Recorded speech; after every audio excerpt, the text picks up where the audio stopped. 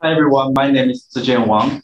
My topic is graph representation of BIM models for semantic enrichment and interoperability. Before we start talking about BIM models, let's talk about Microsoft Word. This is Word 2000. It's a very old version. So there is a clip. Sometimes it just jumps out and distracts your work. Nowadays, we use Microsoft 365, latest version.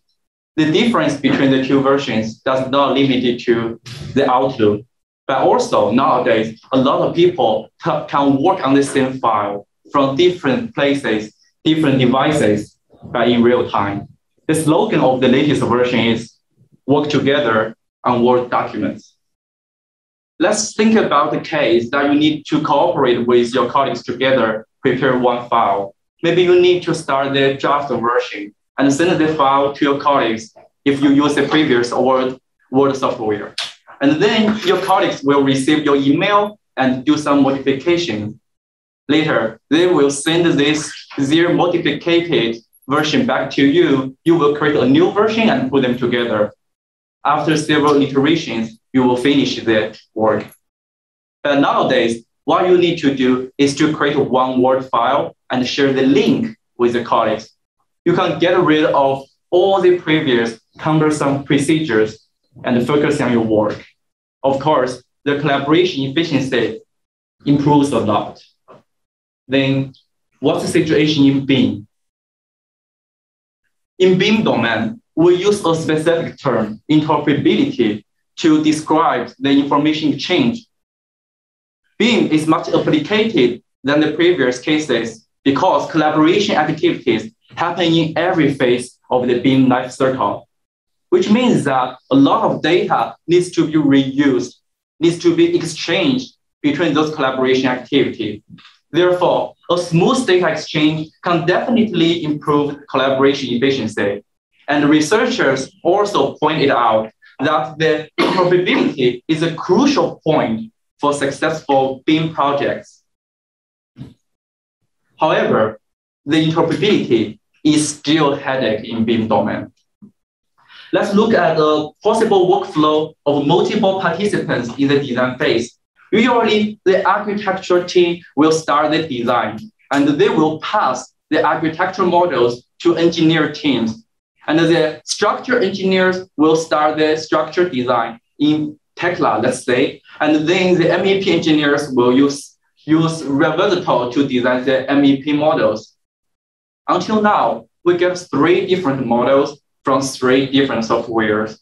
Before delivering them into construction phase, we need to do some clash detection. Then import all these 3 models into SolidBrick.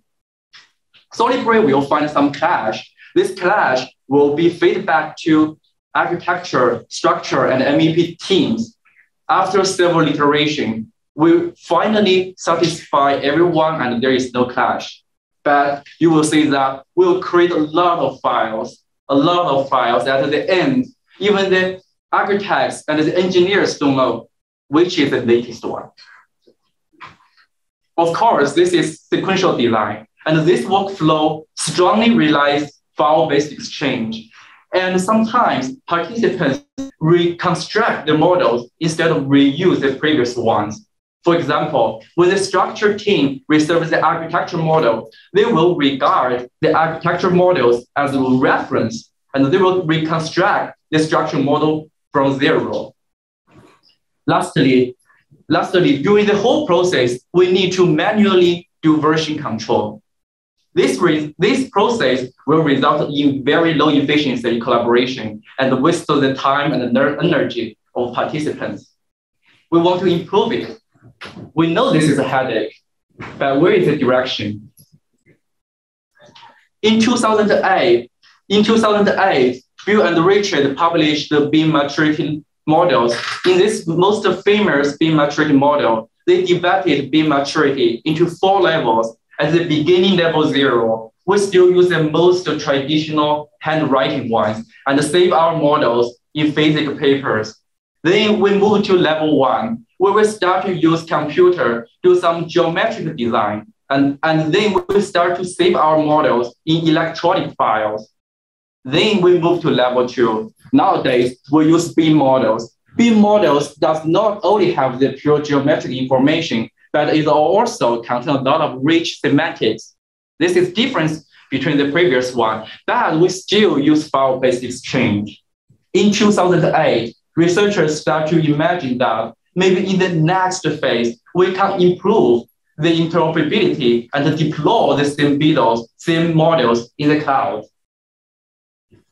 Yes, cloud BIM repository could be a positive direction. It sounds very good because everyone can access the model and we don't need to do file-based exchange. Meanwhile, we can reuse, participants can reuse models and we don't need to reconstruct the cumbersome procedures again. Thirdly, we hope the system can finish all the version control things automatically in the background. We don't need to do it manually. Lastly, based on this cloud repository, we may achieve concurrent design instead of sequential design. It sounds very good, but we meet a lot of challenges.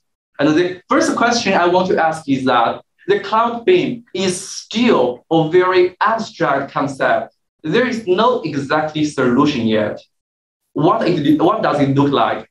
Does it look like OneDrive or does it look like GitHub? We don't know yet. And the second question could be, we want to reuse models, but sometimes during the reuse process, we meet the problem of missing information.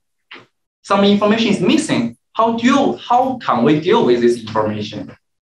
Lastly, we finally achieved the BIM repository. We want to achieve some function on it, but how to do it? How to do the concurrent design? How to do the version control? I guess Mia's previous lecture already gave the answer for the third question, and I will focus on previous two. Next, I will introduce more background about interoperability and our solution, Cloud BIM, and then what kind of research questions do we meet and what kind of experiments do we develop? Before moving to our solution, it's worthwhile to take a look about the existing interoperability approaches. The first one could be direct interface between applications. For example, Revit open APIs. You can use this API to retrieve information inside Revit database. This approach is only limited to some software's ecosystem. The second one could be common data schema. The idea is that as long as we create one schema, everyone adopts it, then we don't have the interoperability problem.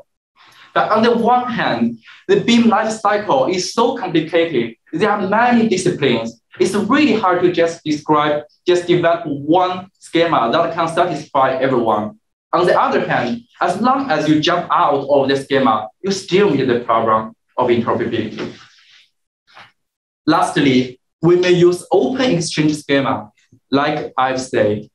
It meets the problem of cumbersome file exchange and sequential design. Researchers start to think about where is next.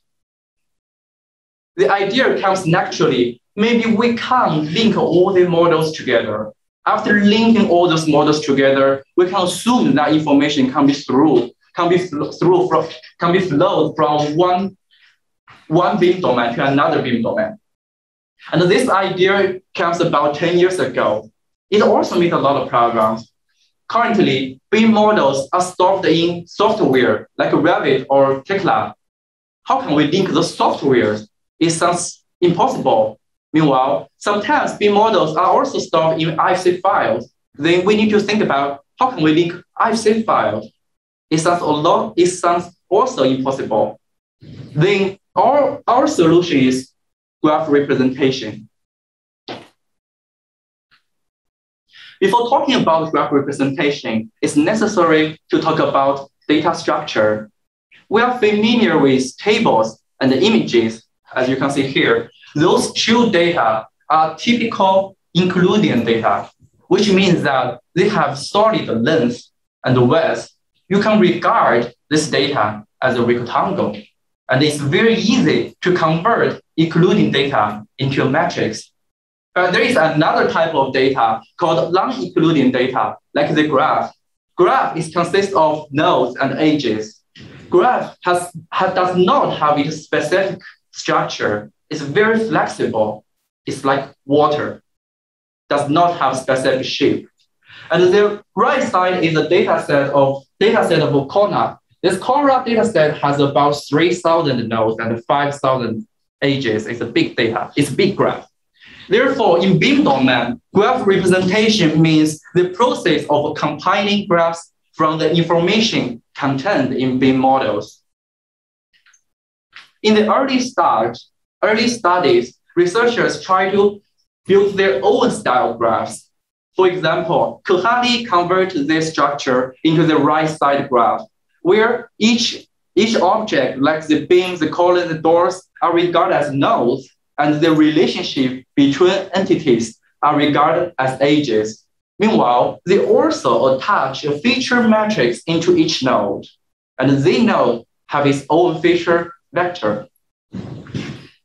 Later, Ismail also construct their own graph formats, where they convert both IFC schema and IFC models into graphs.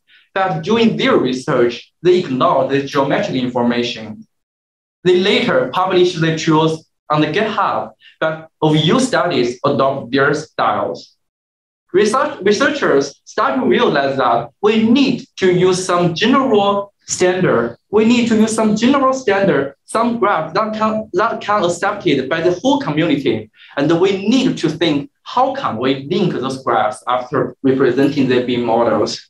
Then semantic web techniques are introduced to AEC domain. Semantic web tries to describe all possible information in a language that a computer can understand. The core of semantic web techniques are RDF, or Resource Description Framework. There is a very basic triple, consists of subject, predicate, and object. As long as you use this kind of rules to construct a graph, it is an RDF graph. Here is the basic concept. One node could be column 1, and one object could be 3 meters, and the relationship could be has height. Therefore, this simple graph, describes the information that one column has the height of 3 meters. RDF graphs has a lot of advantages. One of the advantages is that it's a general standard format graphs are accepted by the whole computer science domain. Meanwhile, as long as we use RDF graphs, we can use the semantic web techniques. We can put the links between two entities, two objects. Just imagine the same thing. If there is a BIM graph 1, BIM graph 2, we put link between the two graphs, then we link them together. Information from graph 1 can be flows to graph 2. Lastly, they have some query language like Sparkle. You can apply the query language on the graphs to retrieve your required information. Until now, we already solved the problem of graph representation, and we find a possible way that can construct the general graph format. But we miss one problem, the problem that we present at the beginning. When we use the models, we meet the implicit or misinformation. How can we deal with this problem? The question is semantic enrichment. Semantic enrichment tries to apply AI tools to implicit information and enrich the semantic levels of BIM models. The supplemented semantics can smoothen the interoperability process and provide the basis for further intelligent functions. If you create a model in Revit, maybe the model already have the basic geometric information, semantic information, and some other information, but the information is not complete. The same as the layout of the apartment, it only contains the geometric information. Semantic enrichment tries to find the implicit information and complete the cycle. In here, semantic enrichment tries to predict the room types of the inside the apartment. Because the room type, this kind of semantics are necessary for later code check.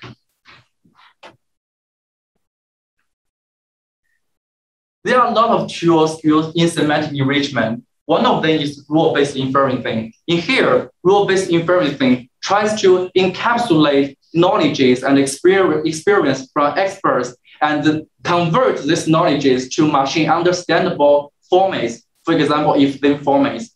This example comes such work in 2017, and it tries to use rule-based inferencing to classify bridge objects. Later, researchers also try to apply machine learning and deep learning into semantic enrichment.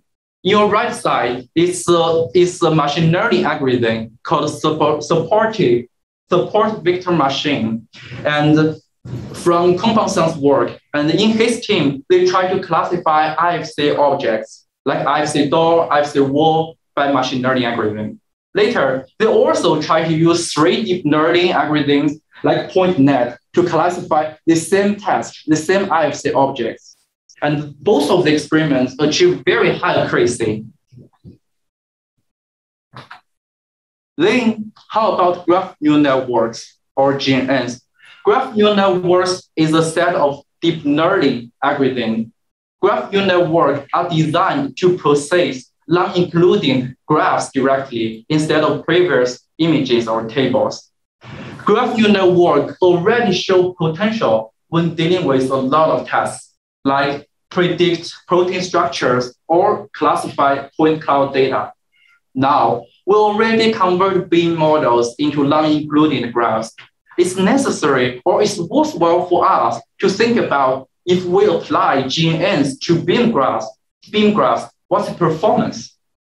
But this research is missing right now. Until now, we already introduced all the necessary techniques, including graph representation, semantic enrichment, and semantic web techniques. We missed one thing. The thing is that we need an idea to put all the technicals together and can help us improve the interoperability from level 2 to level 3. The idea is CBIM. CBIM stands for cloud-based BIM, is a research, is a Euro project, research project. And the whole idea is that if you start with at the beginning, architecture team may start with we design the architectural models. Then we use graph representation to convert the models in software to raw architecture graphs. Then we apply semantic enrichment to the raw architecture graphs and then enrich the graph, enrich the knowledge graph. We can apply the same framework to other domains and got the structure and MEP enriched knowledge graph. Now we meet the problem. How can we link them? Before linking them, the pre-requirements is CBIM ontology here. CBIM ontology could be one schema which will mainly describe the across-domain relationships. After getting this schema, then we use CBIM engine to instantiate all possible across-domain relationships. And those relationships will link different discipline graphs together as the connected one. After that, we can go to the CBIM knowledge graph. Then we'll apply some functions on the CBIM knowledge graph. All functions are stored in CBIM database management system, like concurrent design, change propagation, and version control. Some of the parts, like at the beginning, the BIM editors may be placed locally. But we assume that the whole CBIM knowledge graph will be placed in the cloud and allow everyone to access it. In the application, in the CBIM database management system, some of functions may be deployed in the cloud. Maybe simulation will be deployed in the cloud in the future. And some of the like change propagation will come back to the previous local software. I will give an example to explain the whole idea again. This slide will show how can we convert BIM models, architecture models to architecture graphs. On your right side is a design from the architecture team. They create one column from the bottom to the top to support the four-story building. Then if we use graph, it could be that this one column could be the column instance, the black one. And the column instance is a type of architecture column class, belongs to this architecture ontology. We can do the same thing to the structure domain, but something different. The structure engineers realize that it's impossible just to put one column from the bottom to the top. So structure engineers split the column to 3 pieces. Each column supports one floor. Therefore, in the structure graph, there will be 3 different instances belongs to the structured column class. Until now, we already got the graph. We already get the architecture graph and the structure graph. The next thing is, how can we link them? For linking them, we create another thing called CBIM ontology. All the red circles here are classes from the CBIM ontology. And we, as an expert, we understand that the architecture model holding the 3 structure, the architecture column holding the 3 structure columns. We want the computer to understand it. Then we create a CBIM hosting instance and link the CBIM column with the structure column through the CBIM hosting. Until now, we got the linked CBIM knowledge graph. Next, we will show simple function change propagation on this graph. So each column is connected with the levels, and each level connects with its own value. For example, the architecture column is start from 0 to 12, and now the architects want to change the value from 12 to 13. And the background system can track this change and update the change to the architecture, to the structure graphs automatically.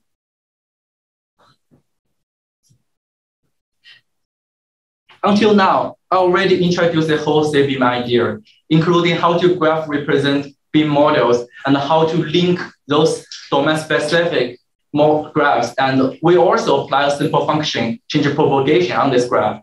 But the idea sounds very good, but we meet a lot of questions. We have a lot of questions to ask ourselves. The first one is, if we want to graph represent BIM models, what kind of tools do we use? Luckily, Howell's previous work already published a parser. This parser can convert IFC models into RDF graphs, which means that the first question is already solved. Then we got the RDF graphs. We want to apply semantic enrichment to this graph. But I need to point out, there is a graph difference between the RDF graph and the machine learning graph, because in machine learning graphs, they are relied on feature metrics, like the blue one attached to each node. However, it is impossible in RDF graphs to attach a features to nodes. Instead, in RDF graphs, each value is stored inside one node. So what we need to do is to convert these values in node to the metrics and attach the metrics in machine learning graphs. This is a technical problem, but there is no research yet. After that, we apply semantic enrichment to the RDF graphs, but all the previous research focus on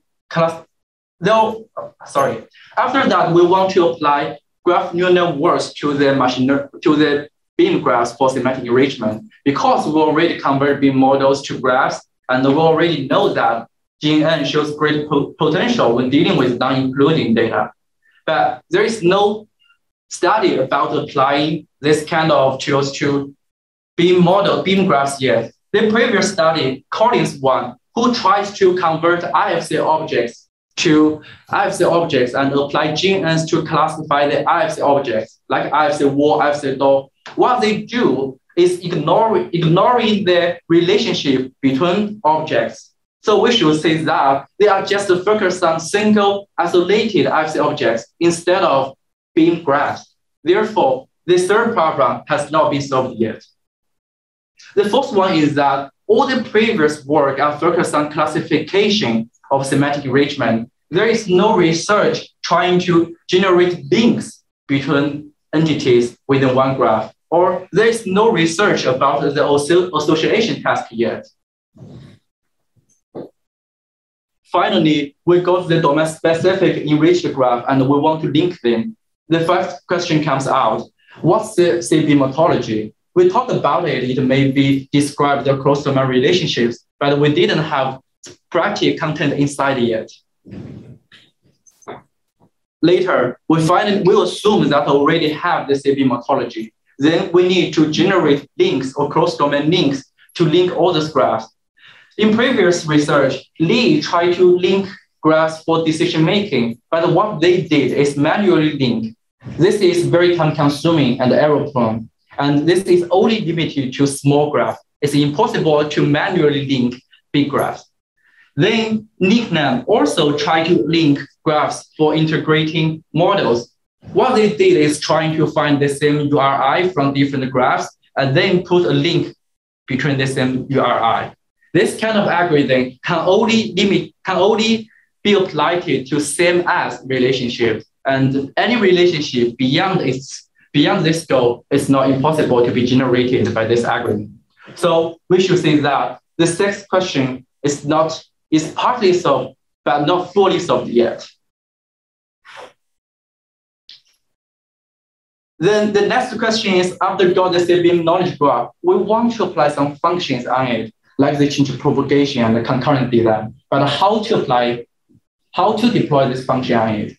The Technion CBIM team already tried to start this research, and Mia's work already focused on concurrent design. My colleague Hui Gu will later introduce his idea about how to apply simulation on CBIM graph. Lastly, we see that CBIM graph should be deployed in the cloud. There are some commercial softwares like Neo4j Cloud or Amazon Neptune, but we didn't try any experiments to put this BIM model in the cloud yet. I think at least 8 questions here. There are many other questions you may want to ask, and they are very important. As a researcher under the Technion CBIM team, my personal research will mainly focus on 5 questions, and I will assist the whole team to work on other questions. My personal research will mainly focus on how to bridge the graph difference, how to generate the intra-domain links, then how to generate the inter-domain links. After that, I will apply a simple function, information retrieval, on the linked graphs. My research methodology follows the design science. We start with identification of problems and define our objects of solutions. Then we will start to design the experiment and test the experiments, get the results, evaluate our results. After iteration, finish one experiment, and publish our work in the community.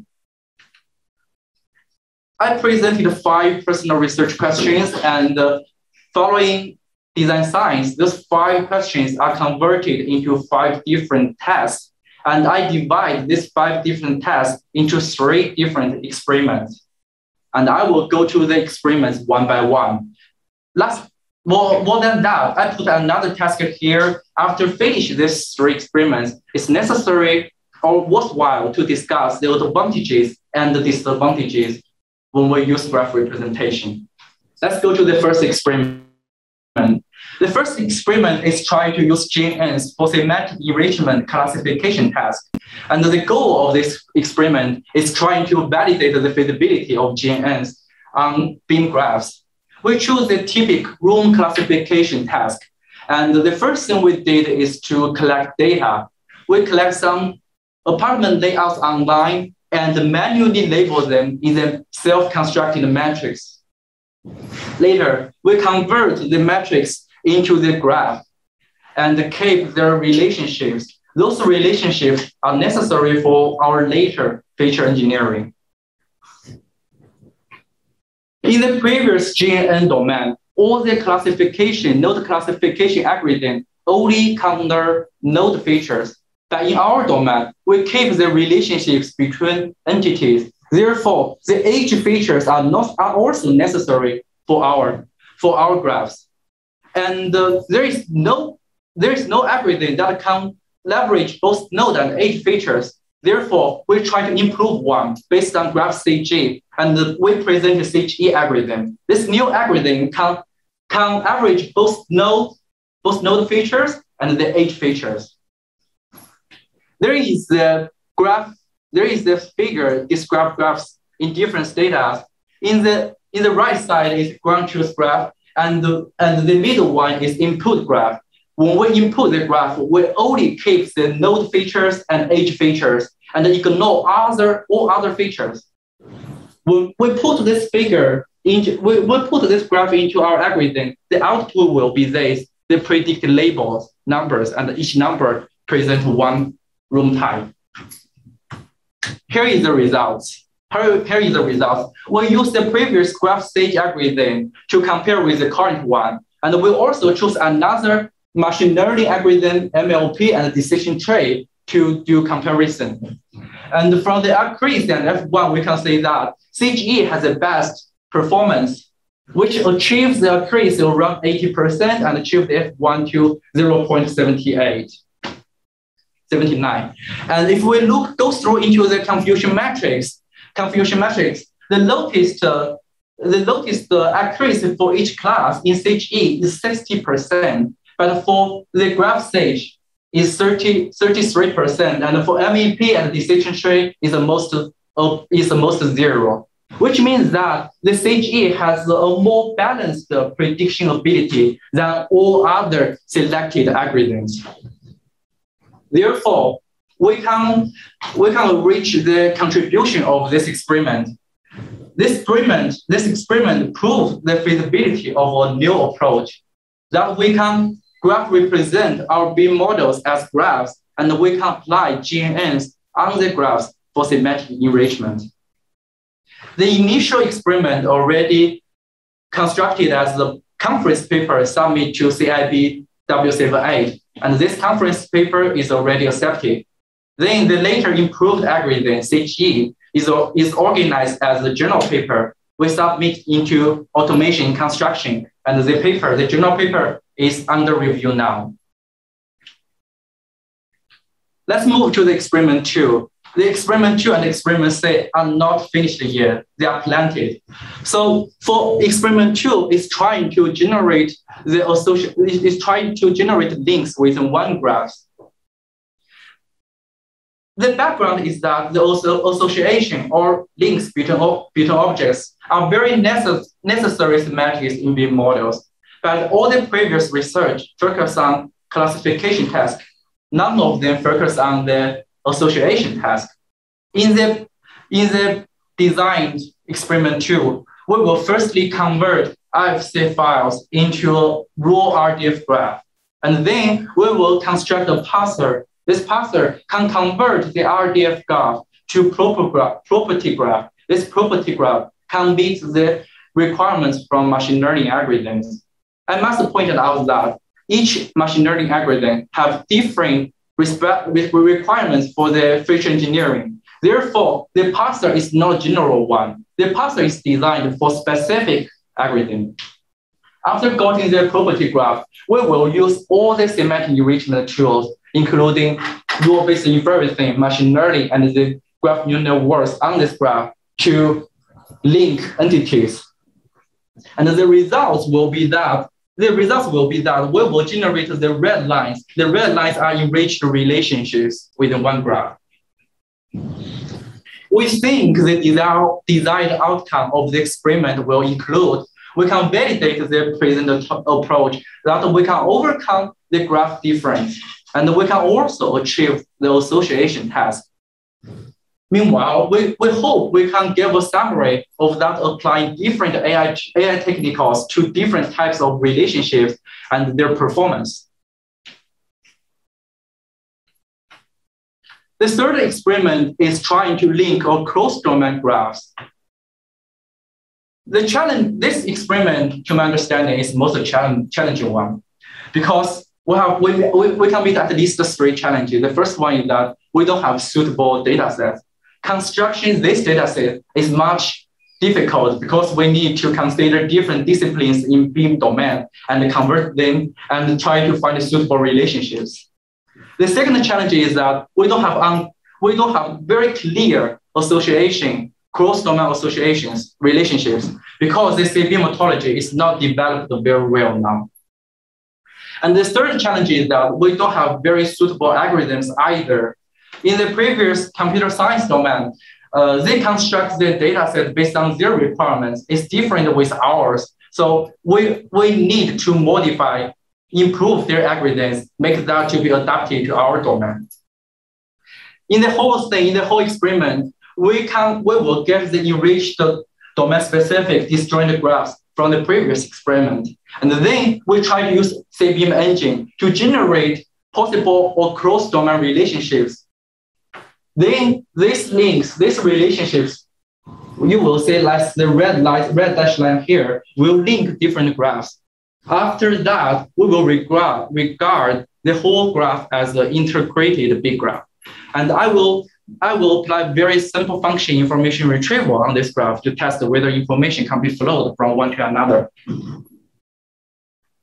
So the desired outcome of this experiment is that we can prove the feasibility of generating cross-domain links.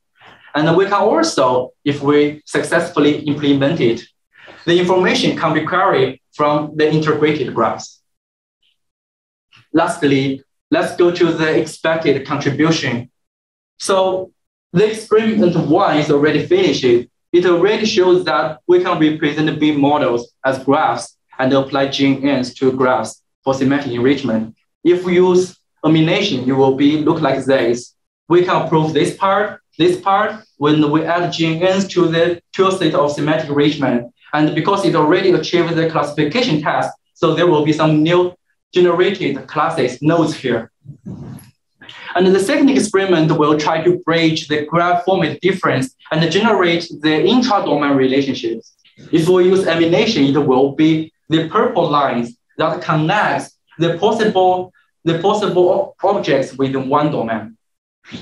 And the third experiment is trying to link cross-domain objects and retrieve and save information from the linked graphs.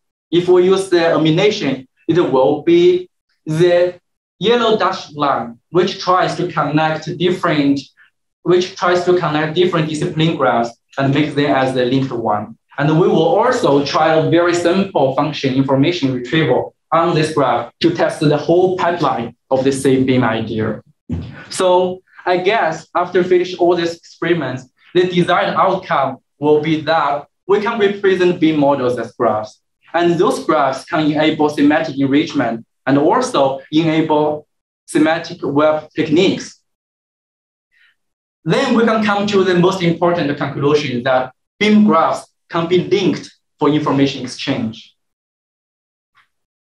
It also can prove the idea that CBIM can solve the interoperability problem. CBIM can bring us from level 2, from file-based exchange, to level 3, cloud collaboration.